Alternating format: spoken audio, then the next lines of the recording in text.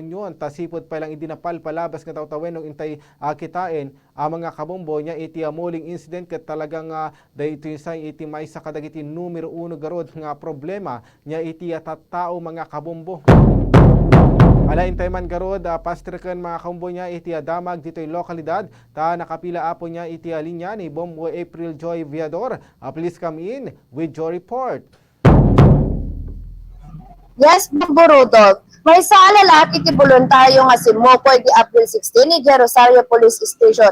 Kalpasan ang ma-involve iti kaso nga mauling incident iti agarop alas 2 iti bigat a parehas nga aldaw. Dahiti nga lalaki kat agtawan iti 39, baro, construction worker, kan residente iti Talisay City, Negros Occidental, kan agtama nga agnanaad iti Banggada Mortis, Rosario, La Union.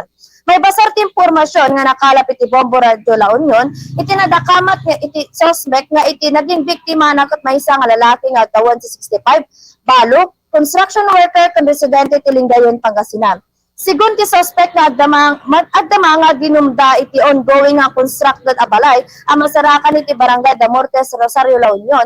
Iti si Marno tanabara nga na panagsusumipat dat aging ganaan ngala iti biktima iti maysa nga pidaso ti kayo ken nangitigna iti suspect nga mangidepensa iti bagi na babaen iti panakakabil na iti ulo iti biktima babaen ti panangusar na iti aluminum steel.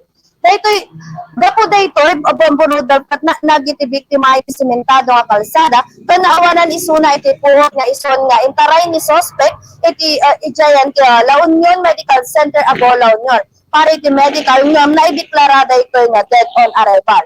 Itinako na nga armas ket na recover dagiti Camonte Rosario Police Station iti lugar nga pinangyarihan insidente. Nagtaman ti damag nga nakbaydanon para iti Bombo Report sa afternoon edition. Bombo AJ Viador reporting para sa number 1 and most trusted radio network in the country.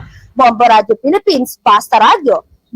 Bombo April, agdamag lang sang kabasit niya. Adino kadi, wino tagatno daytoy biktima nga iti mauling incident, Bombo April. Yes, Bombo Rudolph, dahil garod nga biktima Bombo Rudolph kataga Lingayen, Pangasinan, Bombo Rudolph. Oo, nagaddayo gayam Bombo April nga iti pagyagay na. So far, so kahit nasawan daytoy biktima ket dead on arrival garudan daytoy Bombo April. Yes, Bombo Rudolph. So kamusta garudan daytoy bangkay na ket mayawid nga tan dita Lingayen Pangasinan Bombo April. Bombo Rudolph, dahil tangarad Bombo Rudolph niya, iti apangan tayo Bombo Rudolph niya, as of now Bombo Rudolph, dahil tapay lang iti informasyon nga nakalap tayo Bombo Rudolph. Okay, pagyamana ka Bombo April Joy Viador niya, may papan iti dahil tagarod nga damag.